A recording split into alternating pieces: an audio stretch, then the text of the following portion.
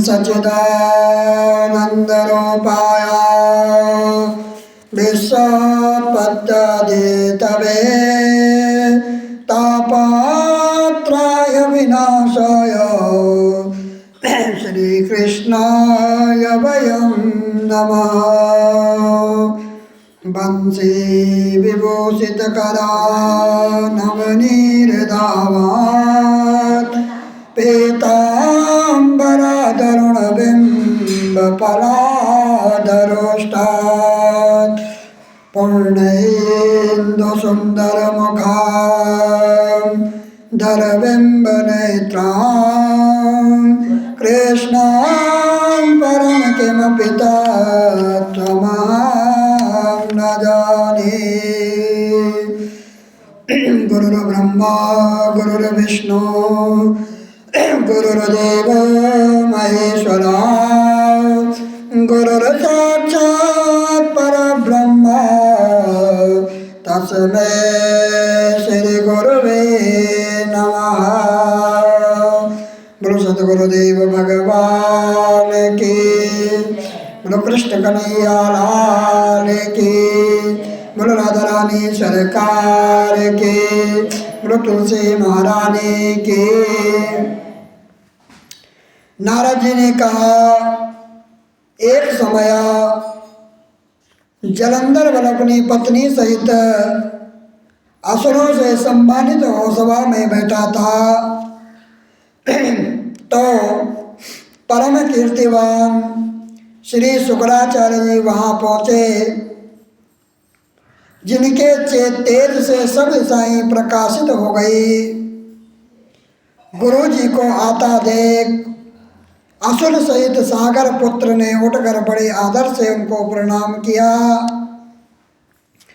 तेजस्वी शुक्राचार्य जी ने सबको आशीर्वाद दिया और फिर एक आसन पर बैठकर श्री सब दैत्य भी यथास्थान पर बैठ गए और सागर पुत्र ने नम्रता से यह प्रश्न किया कि हे गुरुदेव, राव का सिर किसने काटा था, आप हमें बताएं।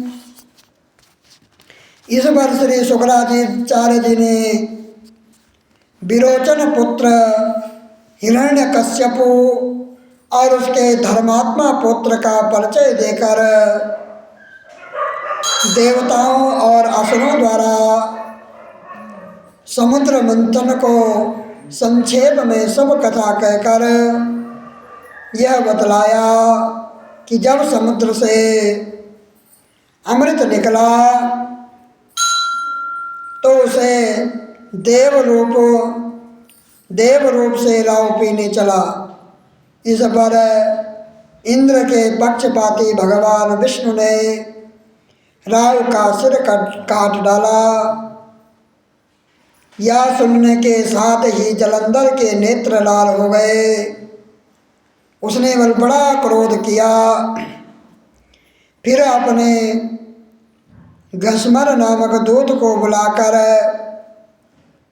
गुरु का कहा हुआ सब वृतांत सुनाया और उसे यह आज्ञा दी कि तुम शीघ्र ही इंद्रपुरी में जाकर इंद्र को मेरी शरण में लाओ। घसमर जलंधर का बड़ा निपुण दूत था।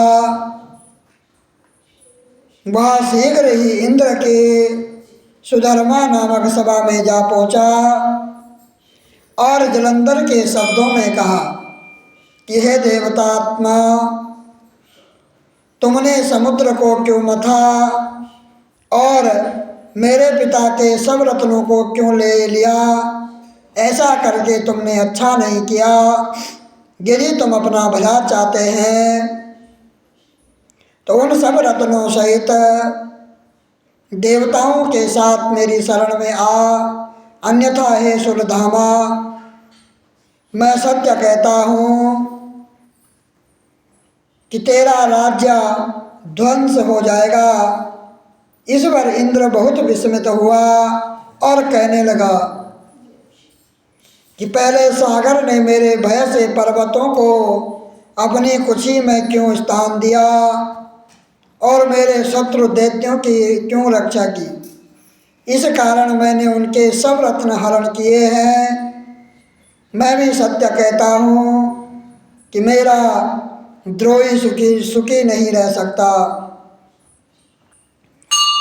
इंद्र की बात सुनकर वह दूत शीघ्र ही जलंधर के पास आया और सब बातें उसे कह सुनाई, जिन्हें सुनते ही वह दैत्य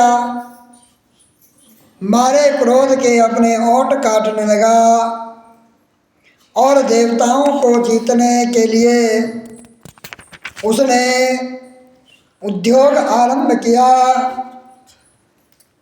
फिर तो सब दिशाओं तथा पाताल से करोड़ों दैत्य उसके पास पहुंच गए। शुंभ निशुंभ सेनापतियों के साथ लेकर जलंधर इंद्र से युद्ध करने लगा। शीघ्र ही इंद्र के नंदन वन में उसने अपनी विशाल सेना उतार दी। वीरों की शंख ध्वनि और जोर गर्जना से इंद्रपुरी गूंज उठी। अमरावती छोड़ देवता उनसे युद्ध करने लगे। भयानक मार काट हुई। दोनों पक्षों के आचार्य अपने अपने मृतकों को जिंदा करने लगे। असुरों के आचार्य गुरु शुक्र अपनी मृत संजीवनी विद्या से और देव गुरु बृहस्पति द्रोणगिरि से औषधि लाकर मुर्दों को जीवित करने लगे। इस पर जलंधर ने अपनी गुरु शुक्राचार्य जी से क्रोध होकर कहा, मेरे हाथ से मरे हुए देवता जी कैसे जाते हैं? जिंदा करने वाली विद्या तो सब आपके पास ही है, फिर यह क्या बात है? ईश्वर बल श्री शुक्राचार्य जी ने देवगुरु श्री बृहस्पति जी द्वारा द्रोणगिरि से औषधि लाकर देवताओं को जिंदा करने की बात कही और यह सुनकर जलंधर और भी क्रोध हो गया। श्री शुक्राचार्य जी ने कहा, क्रोध क्यों होते हो? यदि शक्ति हो तो द्रोणगिरि पर्वत को उखाड़ कर समुद्र में फेंक दो, तब मेरे कथन की सत्यता प्रमाणित हो जाएगी। इस पर जलंधर क्रोध होकर शीघ्र ही द्रोणगिरि पर्वत के पास जा पहुंचा और अपने भुजाओं द्वारा उसे जड़ से उखाड़ कर समुद्र में फेंक दिया।